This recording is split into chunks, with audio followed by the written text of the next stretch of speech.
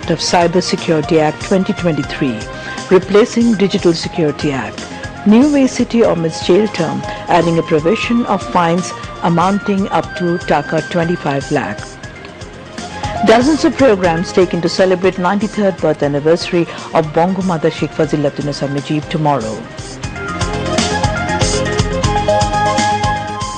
BNP is the chief patron of autocratic idealism and militancy, and the party's politics revolve around grabbing power through plotting and conspiracies, says Obadul Qadir.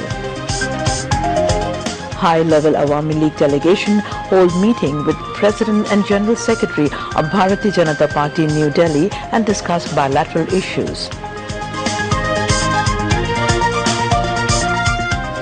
Dhaka North City Corporation starts Aedes mosquito drive for the first time, applying BTI technology. Congress leader Rahul Gandhi returns to Parliament after redeeming Lok Sabha membership by Supreme Court verdict. And Australia and England qualify for the quarter-finals of FIFA Women's World Cup football. Assalamu alaikum. This is Shamim Khan, welcoming you all to News at 10. Those were the headlines. We now move on to the news in details.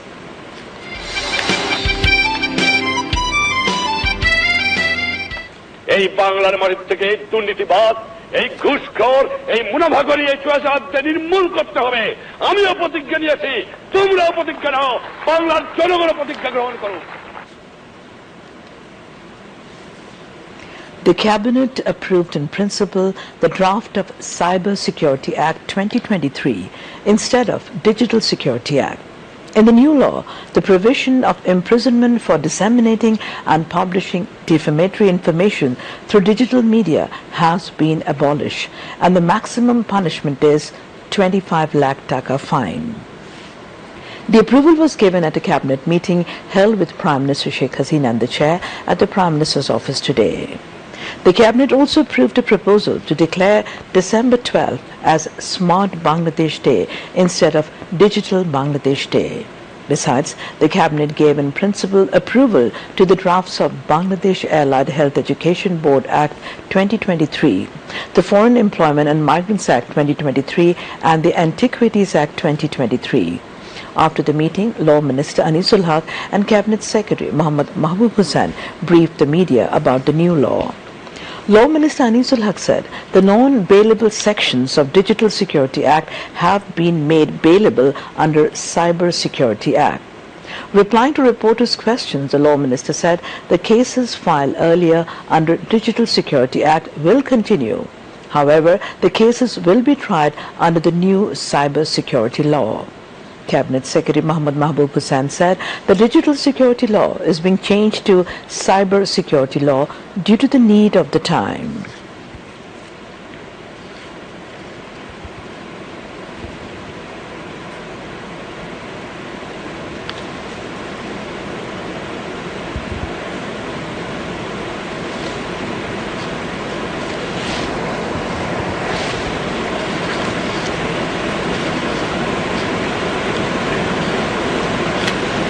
President Mohammad Shahabuddin has stressed on taking steps so that judges can build themselves competent through professional training with modern information technology. The President put this emphasis when a delegation of Judicial Service Commission led by its chairman, Chief Justice Hassan Faiz Siddique, submitted the Commission's annual report 2022 to him at Bongo Bhavan this evening. Later, at a briefing, President Press Secretary Mohammad Jainul Abidin said that during the meeting, Judicial Service Commission Chairman apprised the President of various aspects of the reports and Commission's overall activities. Noting that to get justice is the people's rights, President Mohammad Shahabuddin said the recruitment process of Judicial Service Commission should be accelerated so that the litigants do not suffer due to shortage of judges. Expressing satisfaction over the activities of the Judicial Service Commission, President Mohammad Shahabuddin expressed hope that the Commission would perform their duties with more dedication and sincerity in the days to come. Secretaries to the President were present. The 93rd birth anniversary of Bangomata Sheikh Fazilatunessa Mujib, wife of Father of the Nation, Bangabandhu Sheikh Mujibur Rahman, will be observed tomorrow in a befitting manner. Bangomata was born on the 8th of August in 1930 at Tungipara village in Gopalganj district. She was killed brutally along with Father of the Nation, Bangabandhu Sheikh Mujibur Rahman, and most of his family members on the fateful night of August 15 in 1975. President Muhammad Shahabuddin and Prime Minister Sheikh Hasina issued separate messages on the eve of 93rd birth anniversary of Bangomata Sheikh Fazilatunessa Mujib. Marking the birth anniversary of Sheikh Fazilatunessa Mujib, Awami League and its associate bodies chalked out various programs including discussion and Milad Mahfil to pay respect to her memory. State-run Bangladesh Television and Bangladesh Betar and private television and radio stations will air special programs on the occasion of the day. Speaker Dr. Shirin Sherman has said, Bangomata was the inspiration of Bangabandhu's 24 years political struggle and a role model of women empowerment in the country. She said this at the inaugural function of the second international seminar titled Gender, Social Justice and Sustainable Development, the Asian Perspective Today. Dhaka University's Bangomata Sheikh Fazilatunessa Mujib Center for Gender and Development Studies organized the seminar. Dhaka University's Vice-Chancellor, Professor Dr. Muhammad Akhtaruzzaman, presided over it.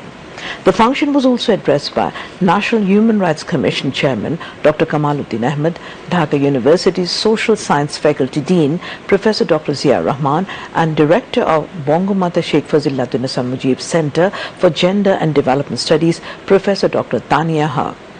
London School of Economics Professor Dr. Naila Kabir presented the keynote paper.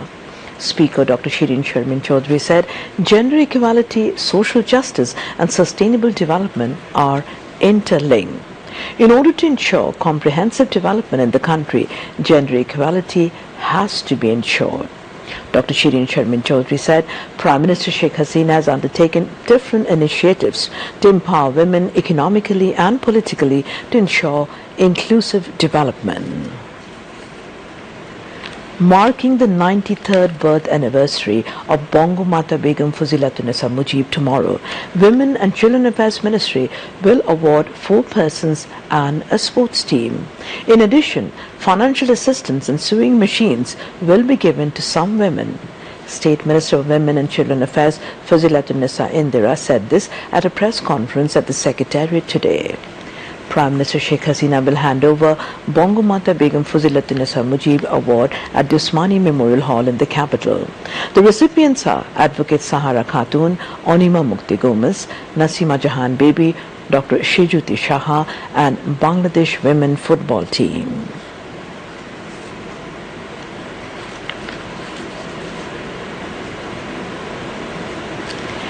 Home Minister Asaduzzahman Khan Kamal has said, Bangomata Sheikh Fazilatunessa Mujib provided courage and inspiration to Sheikh Mujibur Rahman and made the path of being Bangabandhu smooth, staying behind the scene.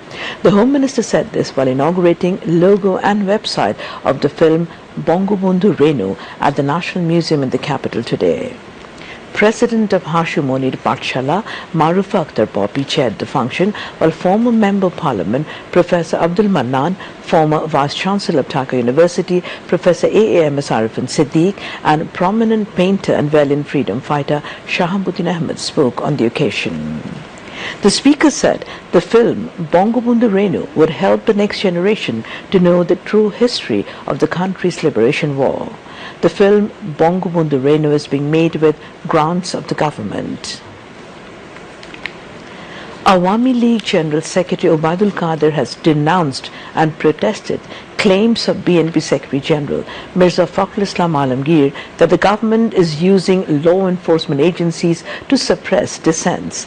In a statement sent to the mass media today, he said BNP Secretary General has raised false allegations of suppressing opposition and dissents.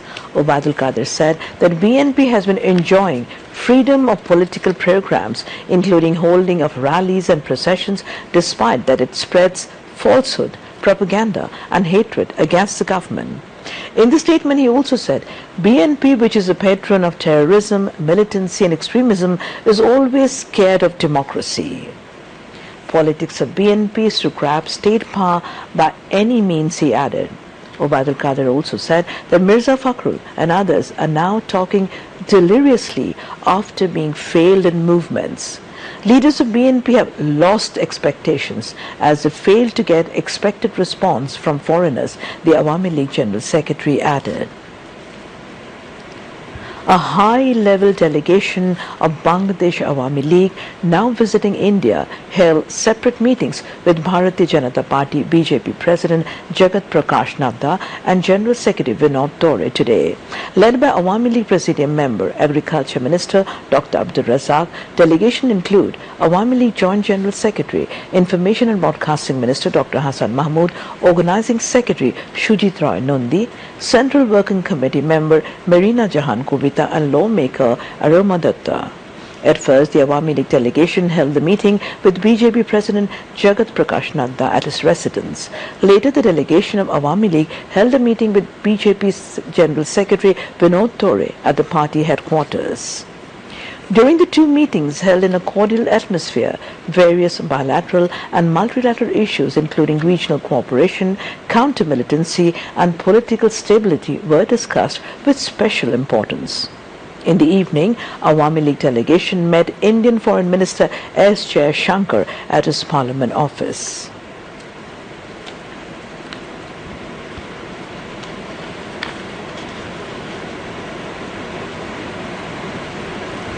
Prime Minister Sheikh Hasina will hand over 22,101 more houses under Asran 2 project to landless and homeless families on Wednesday, as 12 more districts are set to be declared homeless and landless free. A total of 123 more upazilas in 41 districts will be declared homeless and landless free under Asran 2 project, totaling the number of upazilas 334, while the total number of completely homeless and landless free districts will stand at 21 with the 12 more districts. Prime Minister Sheikh Hasina will make the announcement and open distribution of the houses to the homeless and landless families through a video conference from a Ganu Bhavan residence on Wednesday. Prime Minister's Principal Secretary Mohammad Fazal Hussain Mia disclosed the information at a press conference at Prime Minister's office this afternoon. He said Asran project is a unique one in the world, as no other country in the world has distributed houses among landless and homeless families in such a huge number and totally free of cost. Prime Minister's Office Secretary Muhammad Salahuddin and Project Director of Asran 2 project Abu Saleh Muhammad Firdaus Khan were present on the occasion. Now, international news. India's parliament has reinstated opposition Congress party leader Rahul Gandhi as a member after the Supreme Court suspended his conviction for defamation, the government said in a notice. Gandhi's suspension has ceased to operate subject to further judicial pronouncements, Utpal Kumar Singh, Secretary General of Lower Parliament House, said in a statement on Monday. Gandhi, whose father, grandmother and great-grandfather were prime ministers, was convicted in March in a case brought by a legislator from the ruling Bharatiya Janata Party BJP over 2019 comments deemed insulting to Prime Minister Narendra Modi and others with the same name, including the delegation legislator. Niger's coup leaders have closed the country's airspace after rejecting an ultimatum from West African states to reinstate deposed President Mohamed Bazoum or risk military intervention.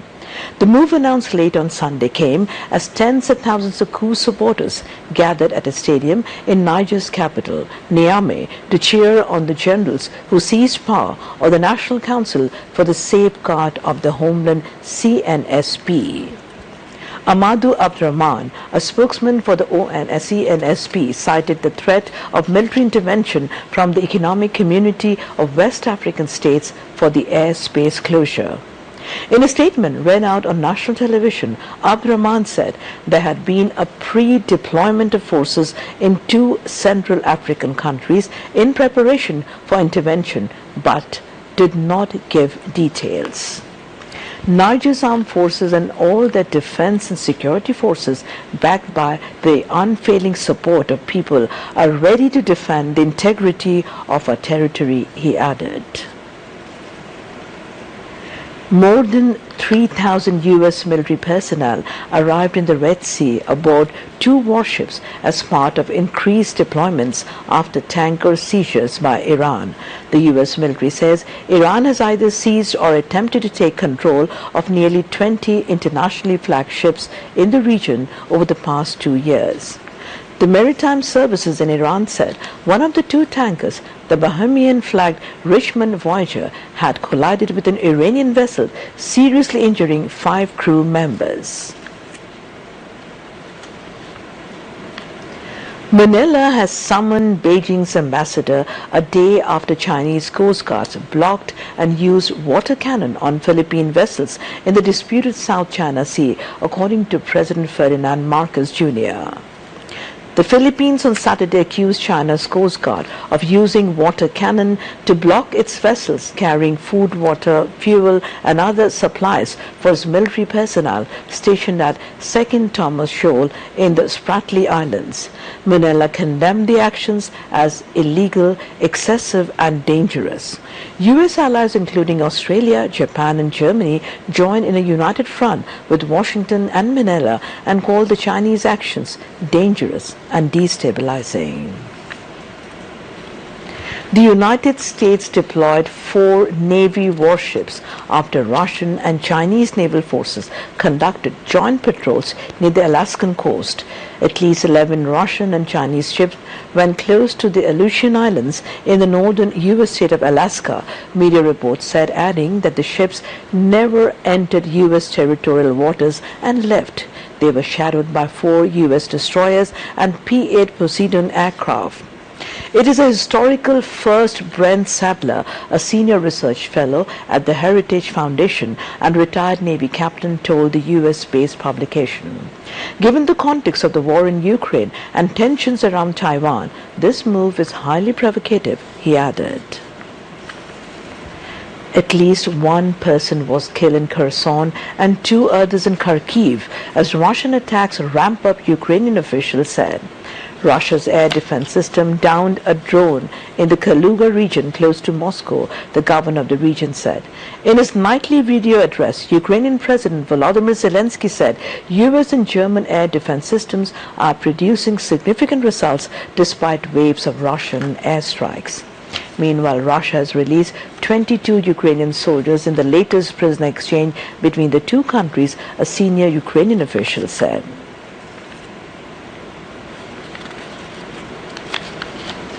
Now some other international news in brief. President Joe Biden is set to begin a series of visits Monday, touting his climate agenda in the southwestern United States, which was suffered a blistering summer of record-breaking heat.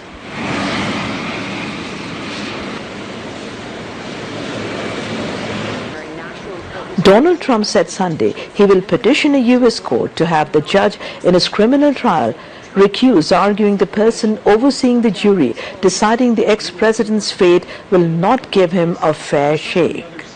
I think the best argument is they have contributed to that.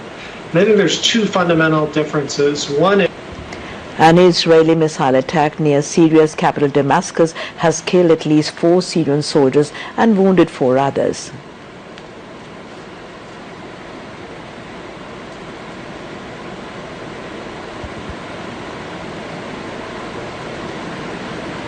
The eldest son of Cambodia's long-term ruler has been endorsed as the country's next premier in a formality confirming the transition of power. Cambodia's king issued a decree stating Yun Manat will succeed Yun Sen, who has ruled for 38 years. It would allow him to form a new government following.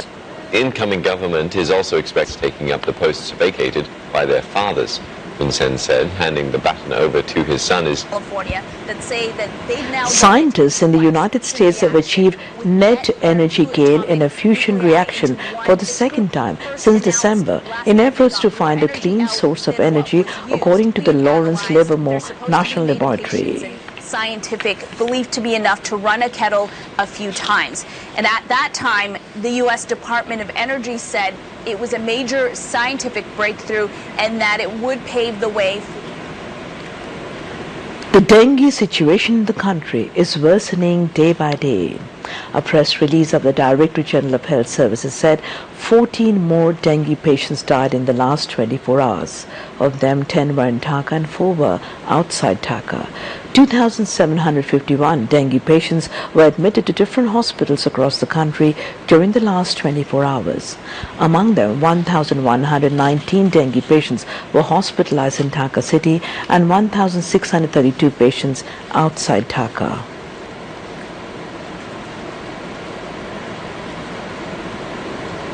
Meanwhile, one patient died of COVID-19 in the last 24 hours. The country reported 43 COVID-19 positive cases as 1,591 tested in the last 24 hours. Corona infection rate was reported at 2.70%. The Dhaka North City Corporation (DNCC) has started applying Bacillus thuringiensis israelensis or BTI pesticide to destroy mosquito larvae. DNCC Mayor Atiqul Islam inaugurated the BTI application program this morning on the two banks of Gulshan Lake in the capital.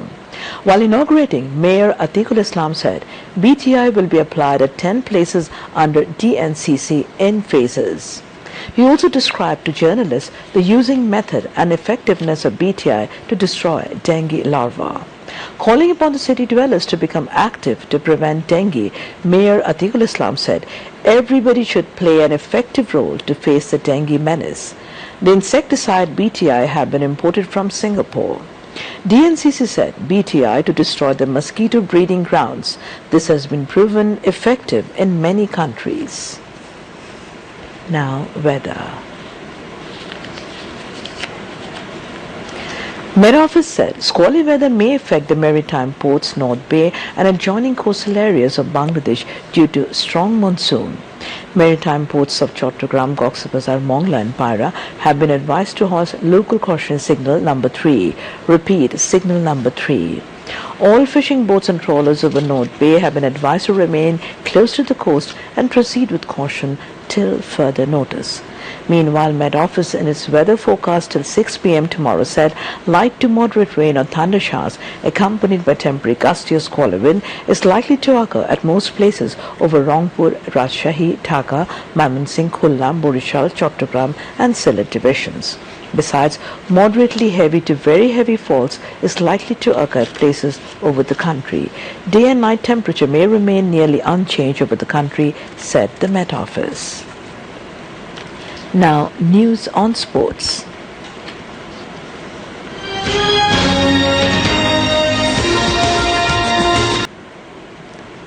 The ICC Cricket World Cup 2023 trophy was on display at the Podda Bridge on Monday. The trophy arrived in Dhaka last night as part of the official trophy tour. On its first day of the tour, the official photo shoot of the ICC World Cup trophy took place at Service Area 1 of the Podda Multipurpose Bridge, Mawa N. The trophy will be kept at Shirin Sherman National Stadium in Mirpur from 9 a.m. to 12 noon tomorrow for the national team cricketers, former cricketers, board officials and well-wishers. The trophy will be taken to the Ministry of Youth and Sports in the afternoon. On the final day of the trophy tour, the general people can watch the trophy from 11 a.m. to 8 p.m. on August 9 at Boshundara City Shopping Mall in Dhaka. Host Australia beat Denmark by 2-0 goals to reach the quarterfinals of Women's World Cup. Caitlin Ford and Hayley Rosso scored 1 goal each for Australia at Sydney's Olympic Stadium.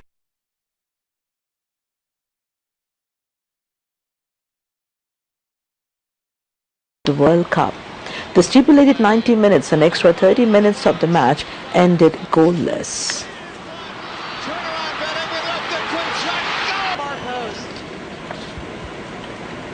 And now to end the bulletin, a recap of the top stories. Cabinet approves draft of Cyber Security Act 2023 replacing Digital Security Act. New act omits jail term, adding a provision of fines amounting up to Dhaka 25 lakh. Dozens of programs taken to celebrate 93rd birth anniversary of Bongo Mother Sheikh Hasina Mujib tomorrow. BNP is the chief patron of autocratic idealism and militancy, and the party's politics revolve around grabbing power through plotting and conspiracies, says Al Qadir. High-level Awami League delegation hold meeting with President and General Secretary of Bharatiya Janata Party in New Delhi and discuss bilateral issues. Dhaka North City Corporation starts Aedes mosquito drive for the first time, applying BTV technology. Congress leader Rahul Gandhi returns to Parliament after redeeming Lok Sabha membership by Supreme Court verdict. And Australia and England qualify for the quarter-finals of FIFA Women's World Cup football. And that's all from the newsroom for the moment. Thank you indeed for joining us, and we